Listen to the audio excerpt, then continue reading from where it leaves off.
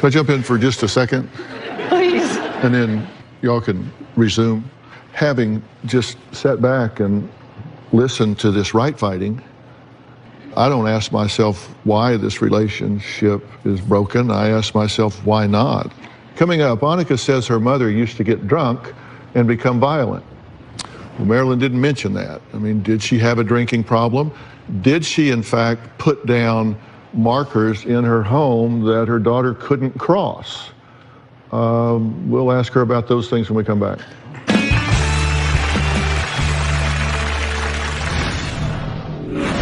When Annika was taking a course 4 years ago, she was taken out with police escort because the other students were afraid of her because she was mumbling to herself and not making sense. However, in Annika's eyes, the other students looked up to her and the teacher was jealous and conspired to have her kicked out. I'm really at my wit's end.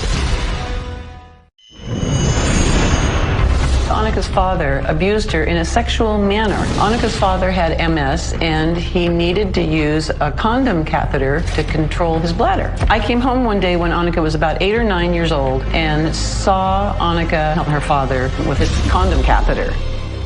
One time no one was home and my father asked me to help him. Nothing inappropriate ever happened. I believe that this sort of abuse affects Annika even today. My mom overreacts and she exaggerates everything. You're really full of contradictions in the things that you say. You say she had a normal childhood, but then you say she was sexually molested by her father. That's not normal. I'm in a normal childhood on the outside. Okay. And you say that she didn't follow rules, and so you just had to get black and white and put down markers that she couldn't cross in the home? I don't recall that specifically, but it was rules like no kitchen after 8 o'clock at night or something. Well, you made a list of what you say were her questionable behaviors that you listed as evidence of borderline personality, and now here are some others. You said she was kicked out of 25 residences and has no home, that she gets money for disability, has no job, a drug history. She's been 5150'd, which is involuntary commitment 3 different times. She's physically abusive. She's around abusive men.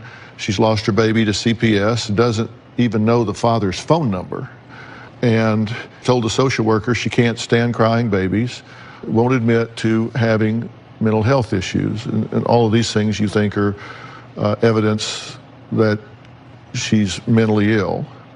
Right, she's also been very delusional. Well.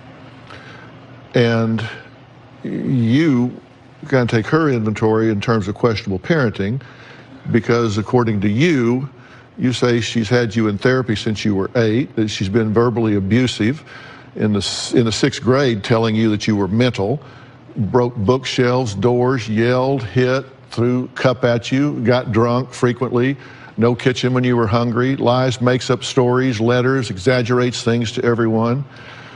Just over-involved and overreactive to everything. I won't take her inventory, but if you look at all these, issues that she has with me, that's not helpful. It's very scattered. It's all over the place. It's not. This is the first time that she's considered sharing any of this information with me. She's continued taking notes and more notes. Before I was born, she would take lots of notes and wasn't sharing that with me. And none of this stuff seems to be of importance to her. She never mentions any of these issues to me. She never. She won't go to therapy with me. Because you slapped me across the face 3 times? You dropped me off and you threw all my belongings outside, and I told you I was not ready to go to a shelter because I had been raped and I would like to deal with that first. These are your notes that you've taken on her over the years? Yes, those are my notes. I mean, I started taking journals about her because I never knew if she was going to be dead or alive. She was held at knife point. She was hanging out with guys. Yeah, we went over that. Yeah. I've never seen any of this. I didn't know if I was going to find her again, so I just started taking notes.